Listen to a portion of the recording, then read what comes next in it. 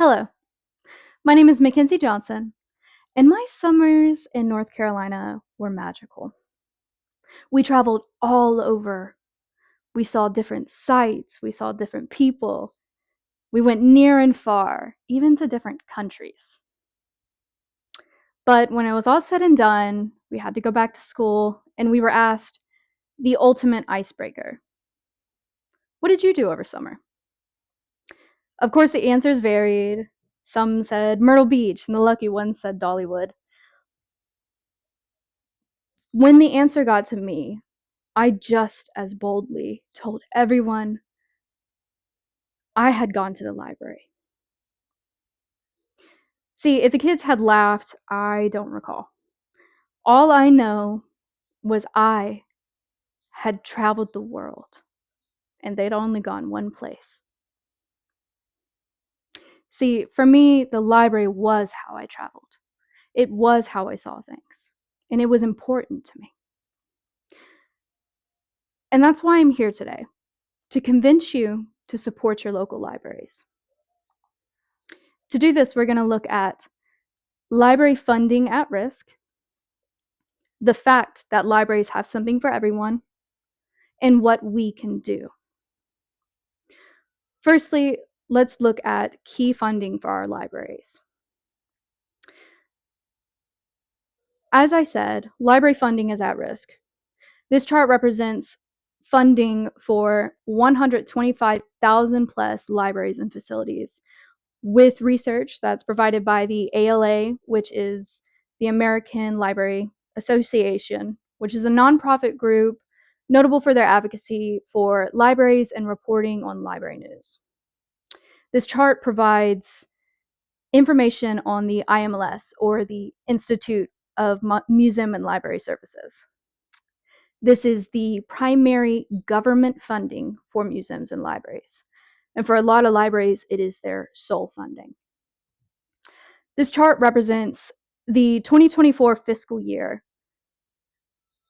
And despite how many facilities were served and that 1.2 billion people were served, it only equaled to 0.003% of US spending, which is equated to $266.7 million.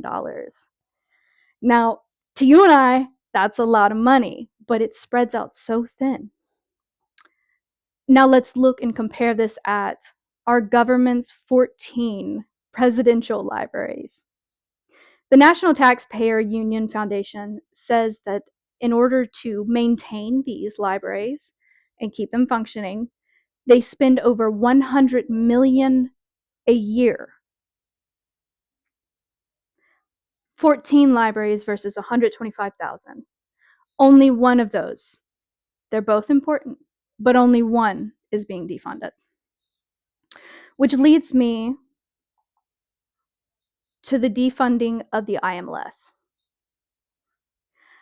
This order constitutes the reduction in the elements of the federal bureaucracy that the president has determined are unnecessary. This is a writing from the Executive Order 14238, released on March 14th of this year, where the president and his administration have just determined our libraries and other facilities on this executive order to be unnecessary or unfit for government spending, and that 0.003% is not worth our 125,000 libraries. Now, you may agree with this choice. You might think, hey, we're putting too much into it anyway. So let me talk to you about the effects of rural communities We know that internet is a vital source, especially in our modern world. Wi-Fi, communication, and we know this explicitly because we felt it when we had the disconnect from our Western communities during Hurricane Helene. Personally, I remember those 3 days where I wasn't able to reach my brother, who was up in Western, living mere feet from the Tuckasegee River. and he was an adventurer. So the cards were on the table, and it was very scary not being able to contact or reach out. For some of these community members, they never had, or they still do not have, the use of internet aside from their library. This is the way that they're reaching out. Now, this is a picture from Western, and this is the Hot Springs Public Library, which is still rebuilding following. Law student Madison Dozer wrote in the Wake Forest Law Review Current Issues blog that without the small branches, quote, individuals without home internet access would lose access to necessary services that are rarely offered in print format anymore, proving just how vital this is. And now, if this is not enough to convince you, let's move it just a little bit closer to home and talk about the Gaston County Public Library system. And not all of their resources, let's just look at the ones that help those who really need it. They offer assistance with back to school supplies, safety programs for battered women, nutritious food, and seeds for the community to plant. And they offer so much more than just this that the community relies on every day. Which brings me to the point that libraries have something for everyone. This map indicates just some of our public libraries, which provide a multitude of sources that are vital and very important, such as our digital books, audiobooks, movies, and they also have events, demonstrations, book clubs, D&D clubs. They have all sorts of clubs. They've got school programs, they've got tutoring, there's genealogy, there's so much. We could go on for days and days. If you can think it, it's probably at a library near you. This is something that is talked about in James Patterson's book, The Secret Lives of Booksellers. There is a passage from this library worker, Bill Kelly, that quotes, "Libraries level the playing field. They're free and open to the public. All are welcome." He later goes on to say, "Whatever book you want to read, it's free on the honor system. It's hard to imagine anywhere else in our society so devoted to the concept of everyone being completely equal." Equality is important, which is why we also need to look at what we can do. Firstly, get a library card. Get multiple. If you don't already have a library card, get one. If you do, that's a great start. But it's not a stop there. Influence those around you to get a library card.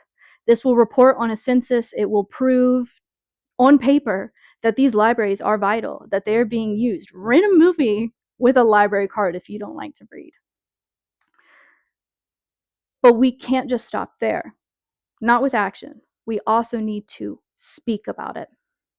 We need to contact our representatives, talk to your community members, talk to your committee members, talk to your mayor, talk to your governor. Do this by email, text, social media, phone call, write them a letter. There are so many ways that we can help. And I know it's hard to believe that we are not in this alone and that somebody above might care. Anthony Goodman in the newspaper, The Sampson's Independent, quotes Clinton NC's mayor pro tem Ralph Smith Jr., proving this isn't true, where he talks about his plea following the prosecution to close their public library, asking, quote, the town and community to do everything in its power to save the cherished library. Now, there's many things that he proposes following this. They're all ranging on different levels, but they're all vital, and they all prove that he cares. This mayor is fighting for his community's library. Libraries care, and it's time that we show that we do too. So as you can see, libraries are vital to us all. They support us all. And that's why I hope I've convinced you today to support your local libraries by looking at library funding at risk, the fact that libraries have something for everyone, and what we can do. Now, let me close with the question that burns like fire in my mind. Will you help your libraries? In the words of Lemony Snicket, both a pen name for author Daniel Handler and a character from his book, quote, "They say in every library there is a single book that can answer the question that burns like a fire in the mind."